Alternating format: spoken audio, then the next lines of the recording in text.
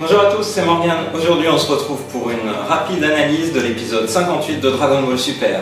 Allons-y. Alors, rapide résumé en fait de l'épisode. Après des éléments assez épiques dans les épisodes 56 et 57, l'épisode commence, on voit Zamasu être arrivé chez Zuno pour acquérir des informations sur les Super Dragon Ball. Donc assez énervé en fait, il demande des informations à Zuno qui commence à lui expliquer l'historique des Super Dragon Ball et le fait qu'elles sont réparties entre l'univers 6 et l'univers 7. Mais c'est pas ça qu'il souhaite savoir à la fois là où sont les Super Dragon Ball en question et également tout savoir sur Son Goku. Il y a un élément à noter à propos de ça en fait, c'est que Zuno lui explique que les Super Dragon Ball ont été utilisés récemment. C'est le cas, c'était à la fin de l'arc précédent puisque Beerus les a utilisés pour recréer la Terre de l'univers 6 puisqu'il n'y avait pas de Terre dans l'univers 6 de Champa. Donc là maintenant il va falloir attendre. Je pense que l'information n'est pas anodine et que cet élément autour du temps va avoir son importance dans la suite. D'ailleurs, dans la deuxième moitié de l'épisode, on voit Whis et Beerus et le Kaioshin de l'univers 7 arriver. L'information cruciale, évidemment, c'est le fait que Son Goku et compagnie, ils ont vu Zamasu dans le futur et ils ont vu qu'il était plus ou moins l'instigateur de tous les maux qui se passent là-bas. Alors, à partir de ce moment-là, en fait, Whis établit une théorie. Il pense en fait que Zamasu va utiliser les Super Dragon Ball sans doute pour se rendre immortel et sans doute pour créer une marionnette à l'effigie de Son Goku et de ce fait prendre la possession en fait de ce futur-là. Il y a quelque chose de notable par rapport à ça, c'est l'histoire autour des anneaux du temps, puisqu'à un moment donné, il est dit que si Zamasu fait son premier vœu, par exemple, de créer une marionnette à l'effigie de Goku qui soit plus ou moins à ses ordres, alors il doit attendre encore un an en fait pour que les Super Dragon Ball redeviennent actives, c'est le schéma classique avec les Dragon Ball, mais il a peut-être utilisé l'anneau du temps pour aller directement en fait dans le futur, mais ça requerrait qu'il soit à la fois possesseur d'anneau du temps et en plus qu'il soit en Kaioshin. Du coup, de fil en aiguille, les personnages se disent qu'il faut absolument qu'ils aillent voir Gowasu parce qu'il est sans doute en danger de mort. Zamasu voulant sans doute prendre sa place, récupérer les anneaux du temps et être le Kaioshin. L'épisode se termine sur ces scènes où on voit Goku, Whis, Beerus aller dans l'univers 10. Ils rencontrent Gowasu qui leur dit qu'effectivement Zamasu se posait des questions sur ce qu'était le bien, le mal, le rôle des humains, le rôle des dieux en fait, de manière générale, mais qu'apparemment les choses se sont calmées. Et en coulisses, on voit un Zamasu un peu machiavélique amener le thé. Du coup, dans quel sens va évoluer l'histoire? Est-ce que Zamasu va tuer Gowasu? Comment? Mais pourtant il est sous haute surveillance. Donc on sent là qu'il y a des fils d'intrigue qui sont sur le point de se dénouer. Moi je suis sûre que c'est le thé qui est empoisonné. Oui, il laisse tout à penser que c'est le thé qui est empoisonné jusqu'à l'image qui est dans la preview de l'épisode prochain où on voit le thé répandu sur la table comme c'est le cas quand il y a effectivement un empoisonnement. Mais c'est quand même bizarre parce que là Zamasu il est sous haute surveillance. Qu'est-ce qu'il peut faire? Il n'a théoriquement pas pu invoquer les Super Dragon Ball pour devenir immortel. Alors peut-être qu'il sera allé voir du côté des Dragon Ball de Namek. Ça n'a pas l'air d'être dans la philosophie de l'histoire, il a l'air vraiment d'être focalisé sur les Super Dragon Ball. Moi je me pose des questions en fait sur tout ça. Moi je pense qu'il faut pas trop se prendre la tête avec Dragon Ball Super, ça va être un empoisonnement classique et puis les gens vont tous être hyper étonnés. Oh là là. Et puis voilà.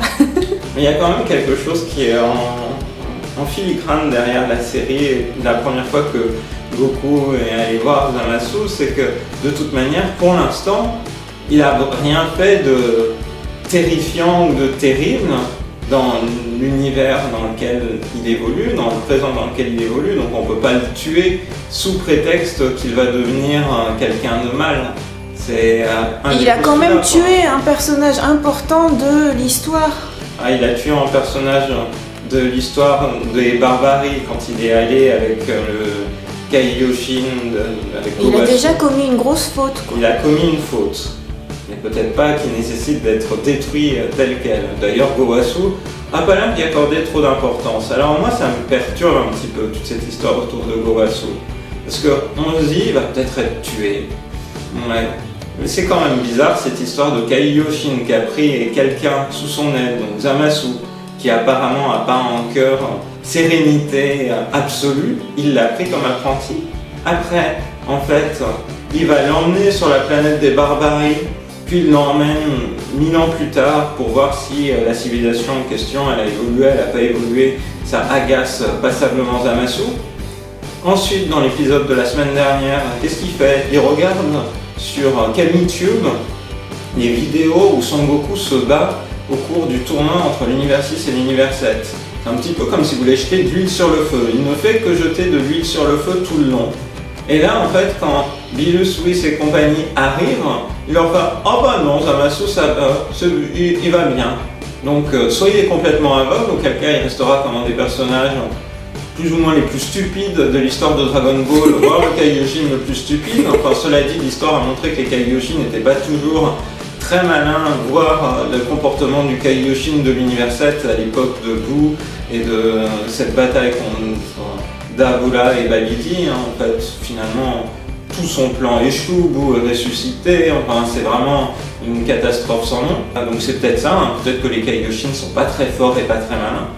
Ou alors il y a autre chose derrière. Moi ça me perturbe quand même de jeter de l'huile sur le feu de manière aussi récurrente. Moi je pense qu'ils font en sorte que ce personnage-là est, bon je dirais pas carrément stupide, mais plutôt naïf. Il croit en la bonté de l'âme de Zamasu. Et voilà, et en fait l'histoire va montrer qu'il est effectivement peut-être un petit peu trop naïf. Oui, l'histoire va peut-être montrer qu'il est trop naïf, on va voir. Moi je pense que c'est juste histoire de montrer qu'est-ce qu'il y a derrière le personnage de Zamasu, qu'est-ce qui a fomenté tout ça.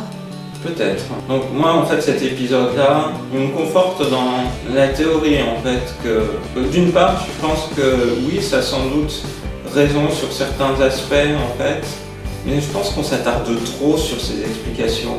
Moi j'ai l'impression en fait qu'au contraire, que les scénaristes prendront le contre-pied. Parce que là, le gros focus de cet épisode-là, le cœur du sujet, c'est les hypothèses de Whis, comme quoi Zamasu va créer une marionnette qui soit Goku Black et ensuite se rendre immortel. Je pense pas que ça soit totalement la résolution de l'intrigue et de l'identité de Goku Black et de Zamasu. Moi je pense qu'en fait, il y a beaucoup d'entremêlements en fait, des timelines maintenant.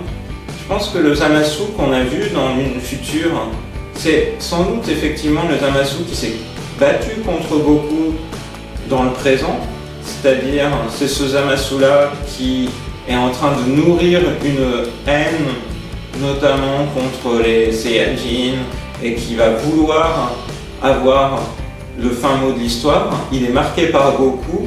A contrario, Goku Black, en fait, il n'a jamais rencontré les Saiyajin, puisque dans les phrases qu'il dit au début de l'arc de Trunks, on sent, il dit « Ah, ces Saiyajin, ils sont intéressants ». Il découvre Goku, il semble connaître les personnages, mais sans les avoir jamais rencontrés. J'aurais tendance à penser, en fait, qu'il y a un lien entre le Goku Black et le Zamasu du futur, qui, a priori, n'a jamais rencontré Goku. Ce qui serait normal en fait, puisque finalement c'est l'incursion de Trunks dans le présent qui fait que Goku, Whis et puis Bilus vont voir dans l'univers 10 Gowasu et puis Zamasu. Donc quelque part, je pense que c'est eux-mêmes qui ont finalement provoqué le conflit intérieur. Peut-être que le Zamasu qui n'avait pas rencontré Goku serait devenu différent.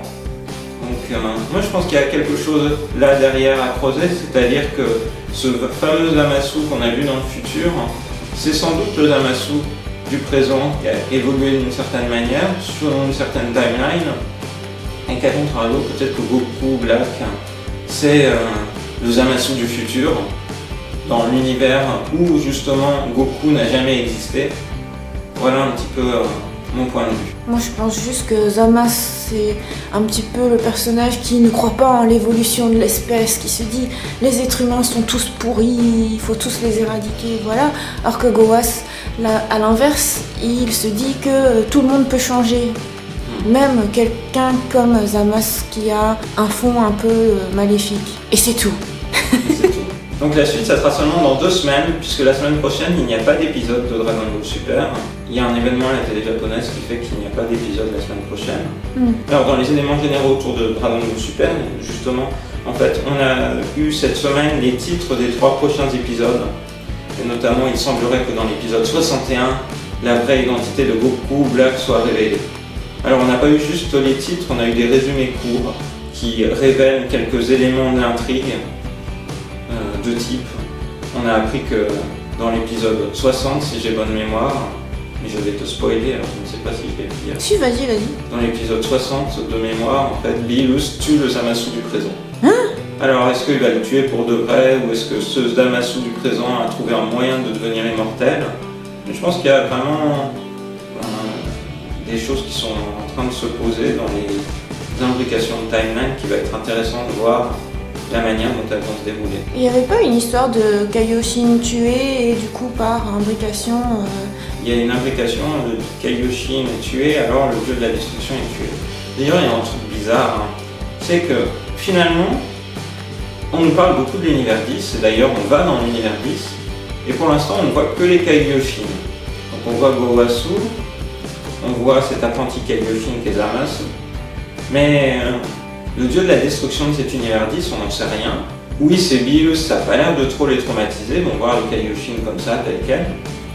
On me demande un petit peu quel type de personne est ce dieu de la destruction de l'univers 10. Est-ce qu'il va laisser les choses se passer parce que c'est son univers direct ou pas? Est-ce que c'est justement la source de futurs conflits entre les dieux de la destruction et les Kaioshin de différents univers? Pour l'instant, on a vu que les Kaioshin et les dieux de la destruction des univers 6 et 7, et puis le Kaioshin de l'univers 10. C'est sans doute la clé aussi à des développements futurs, parce que là, pour l'instant, c'est comme si ce dieu de la destruction n'existait pas. Et alors, t'as sorti les mangas de Dragon Ball? Ouais, alors, il y a juste 2 choses sur cet épisode-là. Au moment où l'épisode était diffusé au Japon, il y avait des éléments rigolos partagés par des gens sur Twitter. Notamment, un Goku dit qu'il y aurait moyen de battre Zamasu et Goku Black, c'est de devenir immortel comme eux en ne faisant que manger des senzu, c'est-à-dire des haricots magiques. Bon, évidemment, c'est pas très réaliste parce que pour manger des senzu, ça ne te rend pas forcément immortel pour autant, ça rétablit tes pouvoirs, mais il faut arriver à les manger avant d'être pour réellement mort. Mais il y avait cet élément-là qui était partagé sur Twitter, c'est-à-dire cette scène où Yajirobe, la première fois qu'il voit Maître Kalin sur la tour où justement les personnages de Dragon Ball vont récupérer les senzu, il en prend une poignée entière et puis en fait il devient gros comme pas possible parce que évidemment les senzu se consomment à l'unité. Plus globalement en fait, je trouve que le thème qui est lié à cet arc-là, c'est quand même pas mal en référence à cette histoire de bien et de mal qui était évoquée dans l'arc de Piccolo. Parce que le Piccolo de Dragon Ball, c'est la partie mauvaise d'un autre Piccolo qui existait, qui est devenu le tout-puissant de la Terre, et donc avec sa partie bonne. C'est-à-dire c'est un seul et même personnage qui s'est divisé en 2. Et il y a aussi tout un début de réflexion sur quel est le rôle des dieux, est-ce que les dieux sont mortels ou pas, qui est abordé. Quand Son Goku en fait va voir pour la première fois le Tout-Puissant, il explique que cette séparation entre sa partie bien et mal était une condition sine qua non qu'il prenne la place du dieu de la terre. Qu'est-ce qu'un dieu? C'était un petit peu dans cet arc-là que ça commençait à être abordé. Puis du coup, il y a pas mal de références quand on y regarde. Il y a Yajirobe qui a eu un rôle là-dedans, qui réapparaît. Il y a d'autres références, c'est-à-dire dans l'épisode là qu'on a vu aujourd'hui, il y a un court passage où on voit le futur, et justement Mai qui essaye de redonner de la force aux soldats de la Terre. Je n'avais pas eu l'occasion de l'aborder, mais les soldats de la Terre, justement, c'est les mêmes que ceux qu'on voyait dans cet arc de Dragon Ball. C'est ceux qui portent l'insigne cassé pour King's Castle, qui protège le château du roi de la Terre. Il y a plein de petites références comme ça que je trouve sympas, moi qui me font penser au fait que c'est une sorte de prolongement ou de nouvelles variations sur cet arc-là, entre le bien et le mal, entre le rôle des dieux et puis ne serait-ce que leur existence. Non, je suis d'accord, c'est une histoire sur le rôle des dieux et puis le fait que les Super Saiyajin se transforment aussi en Saiyajin God, eux aussi participent au système des dieux finalement. Et voilà, c'est le fin mot de l'histoire. Et donc là, dans l'arc de Trunks, eh bien, il n'y a que les univers 7 et 10 qui sont mêlés pour l'instant.